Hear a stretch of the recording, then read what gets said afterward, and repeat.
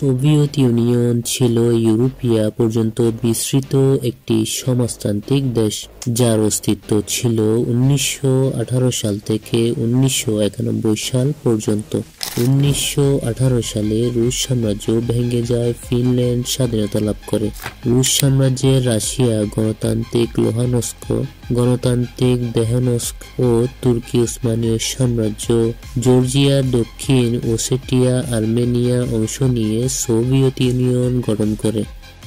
Soviet union সাধারণভাবে অনেকগুলো প্রজাতন্ত্র রাষ্ট্র সম্মিলিত দেশ ছিল এবং সেখানে কোনো ব্যক্তি মালিকানা ছিল না। সমস্ত সম্পত্তি সামাজিক বা রাষ্ট্রের অধীনে ছিল। এটি একটি একদলীয় রাষ্ট্র ছিল। মূল পার্টি ছিল সোভিয়েত ইউনিয়ন কমিউনিস্ট পার্টি।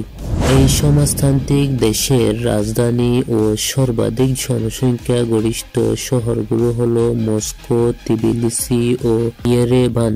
এছাড়াও বৃহৎ নগরগুলো হলো Leningrad, Kiev, Minsk, Tashkent, Almaty. Soviet Union ছিল বিশ্বের বৃহত্তম রাষ্ট্র, যার আয়তন ছিল 2,24,02,200 বর্গ কিলোমিটার। এই দেশের মোট 11টি টাইম জোন ছিল। ইতিহাসের অধ্যায়ের এই ভিডিওটিতে পৃথিবীর ইতিহাসের সবচেয়ে বড় দেশগুলোর মধ্যে একটি 20 শতকের সুপার পাওয়ার সোভিয়েত ইউনিয়নের ইতিহাস আপনাদের সামনে তুলে ধরব। রুশ সাম্রাজ্যের পতন ঘটে 1917 সালে ভ্লাদিমির লেনিনের বলশেভিক পার্টির নেতৃত্বে অক্টোবরে বিপ্লবের মাধ্যমে।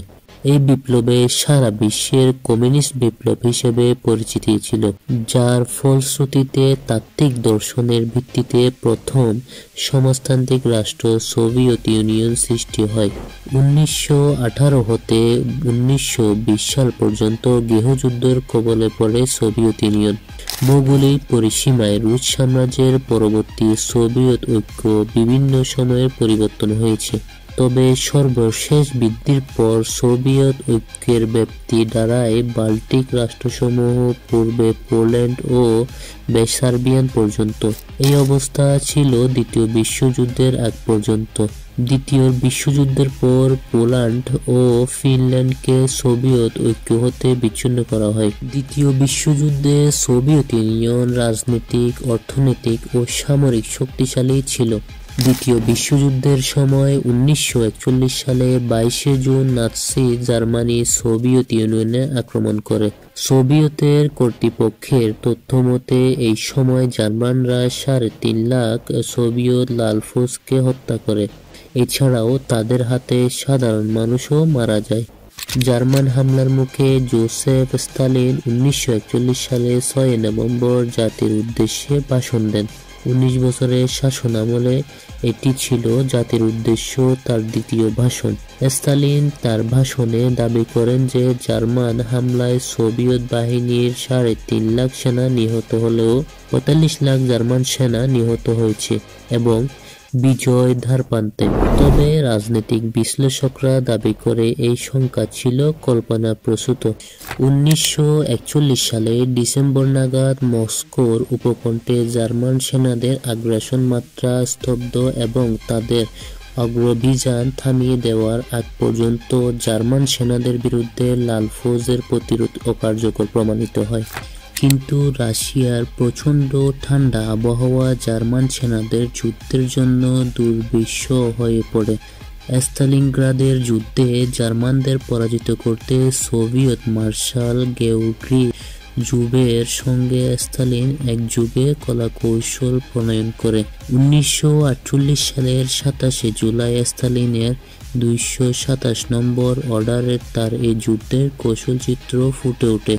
1989 সালে বার্লিন প্রাচীর ভেঙে যাওয়ার পর লৌহ পর্দা দুর্বল হয়ে পড়ে এবং পূর্ব ইউরোপের বহু দেশ সমাজতন্ত্রের পতন ঘটে। কিন্তু সোভিয়েত ইউনিয়ন তখনও সমাজতন্ত্র নিয়ে টিকে ছিল। সোভিয়েত ইউনিয়নের কমিউনিস্ট পার্টির সাধারণ সম্পাদক তখন মিখাইল গর্বাচেভ। 1991 সালে আগস্টে তার বিরুদ্ধে এক অভ্যুত্থানের চেষ্টা করে কট্টরপন্থী কমিউনিস্টরা। কিন্তু সে অভ্যুত্থান ব্যর্থ হয়ে গিয়েছিল। কিন্তু এরপর 15টি সোভিয়েত প্রজাতন্ত্র কয়েকটিতে স্বাধীনতার আন্দোলন জোরদার হয়ে ওঠে। ইউক্রেন সহ ছোট ছোট প্রজাতন্ত্রের স্বাধীনতার দাবিতে গণভোট অনুষ্ঠিত হয়। ইউক্রেনের কমিউনিস্ট নেতা লিওনিদ ক্রুপচুক তখন সোভিয়েত ইউনিয়ন থেকে বিচ্ছিন্ন হতে চান। একই বছরের ডিসেম্বরে বেলারুশের বৈঠকে বসেন 3 সোভিয়েত প্রজাতন্ত্রের নেতারা। তারা হলেন রুশ সোভিয়েতের প্রজাতন্ত্রের প্রধান বরিস ইয়েলৎসিন, ইউক্রেন সোভিয়েতের প্রজাতন্ত্রের প্রধান লিওনিদ ক্রুপচুক এবং বেলারুশ সোভিয়েত প্রজাতন্ত্রের প্রধান স্তানিস্লাভ শুশকেভিচ। বৈঠকটি বেলুভেজ ঘোষণা নামে পরিচিত। শুশকেভিচ বৈঠকটি ডেকেছিলেন। ইউক্রেন ততদিনে স্বাধীনতা ঘোষণা করে দিয়েছিল। 1991 সালে 8 ডিসেম্বর রাশিয়ার নেতা ইয়েলৎসিন, ইউক্রেনের নেতা ক্রুপচুক এবং বেলারুশের নেতা শুশকেভিচ পূর্ব বেলারুশের সিভুকুলি শহরে একটি বিরাট খামার বাড়িতে মিলিত হয়। বৈঠক শুরুর অল্প পরেই সোভিয়েত ইউনিয়ন বিলুপ্তির জন্য চুক্তির প্রথম লাইনটির ব্যাপারে একমত হন সবাই। লাইনটি ছিল ভূ-রাজনৈতিক ব্যবস্থা এবং আন্তর্জাতিক আইনের বিষয় হিসেবে ইউনিয়ন অফ সোভিয়েত সোশ্যালিস্ট রিপাবলিকস বা ইউএসএসআর কোনো অস্তিত্ব আর নেই। এই চুক্তির মধ্যে দিয়ে সোভিয়েত নেতারা মিখাইল গর্বাচেভ কার্যরত অপ্রাসঙ্গিক হয়ে পড়েন এবং এই ধারাবাহিকতায় 1991 সালে 25 ডিসেম্বর পদত্যাগ করেন। এর মধ্যে দিয়ে সোভিয়েত ইউনিয়ন পতন হয়।